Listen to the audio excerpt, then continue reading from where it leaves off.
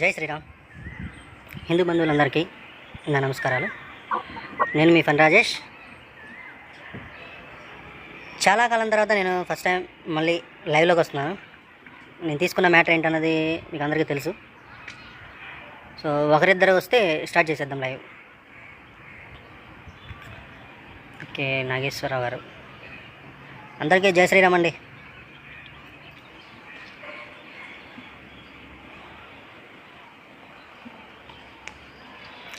Okay ఒక్కొక్కరు వస్తున్నారు. Okay right. నేను చెప్పాలనుకున్నది ఏంటంటే, రాధా మనోహర్ దాస్ గారి మీద వేసిన హనీ ట్రాప్ యాక్చువల్గా ఫస్ట్ టైం ఈ ట్రాప్ మనకి కరుణాకర్ మీద ఉపయోగించారు ఫస్ట్ టైము. తర్వాత ఇంకా మన చాలామంది మీద ఉపయోగించారు, అలాగే నా మీద కూడా ఉపయోగించారు. అయితే నా మీద ఉపయోగించిన అమ్మాయి పేరు తులసి ఫ్రమ్ నెల్లూరు. జై శ్రీరామ్ అండి రవీంద్ర గారు. తులసి నెల్లూరు. యాక్చువల్గా వీళ్ళు ఏ రకంగా మన మీద ట్రాప్ చేస్తారు అనేది ఒకసారి మనం తెలుసుకుందాం. యాక్చువల్గా మనం బైబిల్లో ఒకసారి చూస్తే ఇలా లేడీస్ని ట్రాప్ చేయడం అనేది బైబిల్ దేవుడి దగ్గర నుంచి కూడా ఉంది. అందరికీ నమస్తే అండి. బైబిల్ దేవుడి దగ్గర నుంచి కూడా మనకి ఇలా మనుషులకి ఆడవాళ్ళని ట్రాప్స్ వేసి వాళ్ళ పనులు సాధించుకోవడం అనేది బైబిల్లో ఉంది, బైబిల్ దేవుడి దగ్గర నుంచి ఉంది. మన బైబిల్ భక్తులు కూడా చేసేవాళ్ళు చాలామంది ఉన్నారు. సో ఇక్కడ మనకు తెలియాల్సిన విషయం ఏంటంటే, నాకు ట్రాప్ చేశారు. కాకపోతే నేనేం చేశానంటే, నాకు ఫస్ట్ ట్రాప్ చేసినప్పుడు ఇలా పలానా నా పేరు తులసి, నేను ఇక్కడ నెల్లూరు నుంచి ఫోన్ చేస్తున్నాను, ఇలా నాతో మాట్లాడినప్పుడు, వాయిస్ కాల్ మాట్లాడినప్పుడు ఈ ఆడియో నేను లావణ్యకి పంపించి, సరే ఇది ఒకసారి గమనించాము, మరి ఇదేంటో సంగతి కొద్దిగా తేడాగా అనిపిస్తుంది నాకు అని చెప్పేసి అంటే, అప్పుడు లావణ్య గమనించింది. తర్వాత నాకు అంటే, మీరు నన్ను నమ్మట్లేదేమో, నేను పలానా శివుడి భక్తురాలని, నా పేరు తులసి, నేను తులసి మాతకి పూజ చేస్తాను, ఇలాగా నాకు కూడా ట్రాప్ చేశారు. అయితే నిజమా కాదా నాకైతే డౌట్గా ఉందమ్మా మీ మీద అని చెప్పేసి నేను అంటే, లేదు మీరు నమ్మాలంటే కనుక నేను ఫోటో పెడతానని చెప్పేసి లో నెక్ నైటీతో నేను అడిగితే ఇట్లా ఫోటో పంపించింది అనమాట ఆమె. యాక్చువల్గా ఫోటోలో కూడా ఆ చిన్న బొట్టు బిల్ల ఏదో అప్పటికప్పుడు తెచ్చి పెట్టుకున్నట్టుంది. సో 2-3 సార్లు అలా నాకు ఫోన్లు చేసేసరికి నాకు గట్టిగా డౌట్ వేసింది. నా వరకు నా నినాదం ఏంటంటే, అమ్మాయిలకి ట్రాన్స్ఫార్మర్లకి ఎంత దూరంగా ఉంటే అంత మంచిది, అంత ప్రశాంతంగా ఉంటారు, అంత ఎక్కువ కాలం బతుకుతారు. సో అందుకోసం నేనేం చేశానంటే, ఈ అమ్మాయి పెట్టిన మెసేజ్లన్నీ కూడా నాకు పలానా అని, మీరే దేవుడిని పూజిస్తారు, ఇలాగా అంటే ఏంటంటే, ఫస్టే కొద్దిగా డీప్గా వెళ్ళిపోకుండా పైపైన లైట్గా వస్తే ఫోటో నేను అడగకుండానే నాకు ఫోటో పెట్టిందనమాట. ఏం ఫోటో? లో నెక్ నైటీ ఫోటో. నైటీ మీద ఫోటోలు దిగి ఎవరైనా పంపిస్తారా? సో ఇలాంటి వాళ్ళు యాక్చువల్గా క్రైస్తవ మతంలో ఉన్న ఆడవాళ్ళందరికీ కూడా దయచేసి చెప్పేది ఒకటే, భారతదేశంలో స్త్రీని పూజిస్తారు, స్త్రీని గౌరవిస్తారు. ఉంది కదా శ్లోకం, ఇతర నార్యంతు పూజ్యంతే రమయంతే తత్ర దేవత అని. సో అలాంటి దీనిలో మీరు మతం మారడమే తప్పు. మతం మారిన తర్వాత మీ బైబిల్ దేవుడి కోసం మీరు కూడా అంతే క్రూయల్గా, అంతే చండాలంగా ఇలాంటి ట్రాపులు చేసి మీ ఆడవాళ్ళ పరువు, జాతి పరువు తీయొద్దు దయచేసి. అది నేను చెప్పబోతున్నాను. నేను ఇప్పుడు ఇలాంటి ట్రాపులు జరుగుతూనే ఉంటాయి మన వాళ్ళ మీద. దీని నుంచి మనం ఎలా సేఫ్గా ఉండాలి?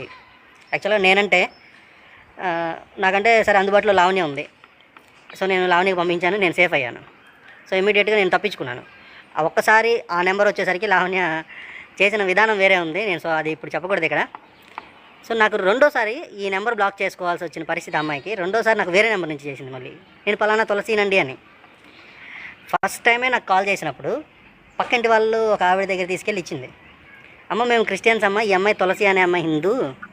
ఆ విషయాలు యాక్చువల్ నేను అడగకపోయినా సరే చెప్పింది ఆ అమ్మాయి. అంటే దీన్ని బట్టి మీరు అర్థం చేసుకోండి. అంటే నేను ఆ అమ్మాయి క్రిస్టియనా హిందూ అని కూడా అడగల నేను. ఆ అమ్మాయి అడిగింది, మీరు ఏ దేవుని పూజిస్తారంటే నేను ఆంజనేయ స్వామిని అని చెప్పాను. నేను శివుని పూజిస్తానండి, తులసి మాతకి దండం పెడతానండి, తులసి కోట చుట్టూ తిరుగుతానండి అని ఈ అమ్మాయి చెప్పుకుంటూ వచ్చి, లేదు మీకు నమ్మకం కలగాలంటే నీకు ఫోటో పెడతానని చెప్పేసి లో నెక్ నైటీతో ఫోటో పెట్టింది. అంటే ఏంటి ఆ అమ్మాయి ఇంటెన్షనల్ ఏంటి? సో యాక్చువల్గా రాధా మనోహర్ దాస్ గారిని నేను ఫస్ట్గా సపోర్ట్ చేస్తున్నాను. అది యాక్చువల్గా ఆయన చేసిన విధానం ఏం చేశారంటే, ఓకే తిరిగి గట్టి దెబ్బ కొట్టారు, విన్నాను, నేను కూడా ఆడియో విన్నాను.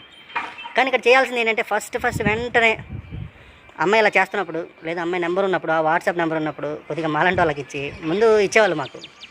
మాలాంటి వాళ్ళకి ఇచ్చి మమ్మల్ని హ్యాండిల్ చేయమంటే మేము హ్యాండిల్ చేసేవాళ్ళం వేరే రకంగా. సో ఆటోమేటిక్గా బయటకు వచ్చేవాళ్ళు. సో ఈ పక్కలేయడం ఇవన్నీ కూడా ఈ క్రైస్తవ మాఫియాకి మామూలే ఫస్ట్ నుంచి కూడా. వీళ్ళు మారే రకాలు కావు. అదిగాక ఏంటంటే వీళ్ళదంతా మతోన్మాదం అనమాట, క్రైస్తవ మతోన్మాదం. ఏనాడు కనీసం హిందువుగా ఉన్నప్పుడు ఒకనాడు, ఒక పూట, ఒక వారం గుడికి వెళ్ళని సన్నాసులు మతం మారిన తర్వాత ఎగబడి చర్చిలకు వెళ్ళడం, బైబిల్ సంకలో పెట్టుకు తిరగడం, 10 మంది ఇళ్ళకి రావడం, వాళ్ళని మతం మార్చాలని చూడడం, ఈ తరహా ఈ వెధవ పనులన్నీ కూడా చేస్తారనమాట. ఇది ఈరోజు మతం మారి మనకు నీతులు చెప్పడానికి వచ్చిన వాళ్ళు. ఎన్నో వేల సంవత్సరాలు మన వాళ్ళు, మన తాత ముత్తాతలు పరాయి పాలనలో ఉండి కూడా హైందవాన్ని విడిచిపోలా. అందుకు నేను గర్విస్తున్నాను. ఈనాడు వీళ్ళు మతం మారి మా తాతలు మా తండ్రులకి ఏం తెలుసు, వాళ్ళకి తెలియదు. సత్యం ఉంది, బొక్క భోషానం ఇవన్నీ కబుర్లు చెప్పుకుంటూ వస్తారు. ఇప్పుడు బైబిల్లో ఏదైతే జ్ఞానం ఉందని చెప్తున్నారో ఏంటి, బైబిల్లో ఉంది జ్ఞానమా విజ్ఞానమా? వీళ్ళు చెప్పాలి నాకు. బైబిల్ బిడ్డలందరూ చెప్పాలి. అలాగే ఒకసారి నేను బ్రిటిష్ వాళ్ళ బిడ్డలని చెప్పేసి అన్నా నేను, కానీ దానికి చాలామంది గింజుకున్నారు. మరి ఈనాడు ప్రవీణ్ పగడాలనేవాడు ప్రత్యేకంగా చెప్పాడు మా తల్లిదండ్రులు బ్రిటిష్ వాళ్ళు అని చెప్పి. మరి దానికి ఏమంటారు మొత్తం ఈ క్రైస్తవ ప్రపంచం అంతా? అయితే మాలాంటి వాళ్ళం ఉన్నంత వరకు రాసి పెట్టుకోండి, మీ క్రైస్తవం ఎంత వ్యాప్తి చెందినా సరే, మీ అసలైన తల్లిదండ్రులు బ్రిటిష్ వాళ్ళు వచ్చినా సరే, మళ్ళీ రూలింగ్ చేయాలని చూసినా సరే, మమ్మల్ని ఎన్నిసార్లు జైలుకు పంపించినా సరే, అర్థమైందా, మా ఊపిరి ఉన్నంత వరకు మేము పోరాడుతూనే ఉంటాం ఈ మతోన్మాదం మీద, ఈ క్రైస్తవ మతోన్మాదం మీద. సో ప్రతి ఒక్కరు కూడా ఒకసారి జాగ్రత్తగా గుర్తుపెట్టుకోండి.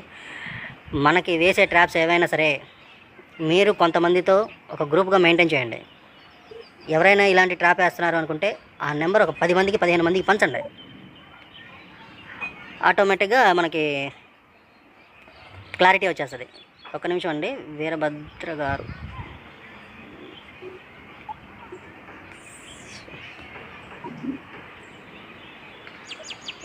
ఎట్లా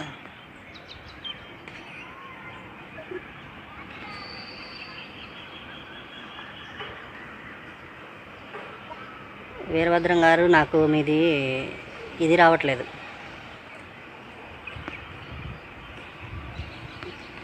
సరే మీరే రిక్వెస్ట్ పెట్టండి, ఓకే.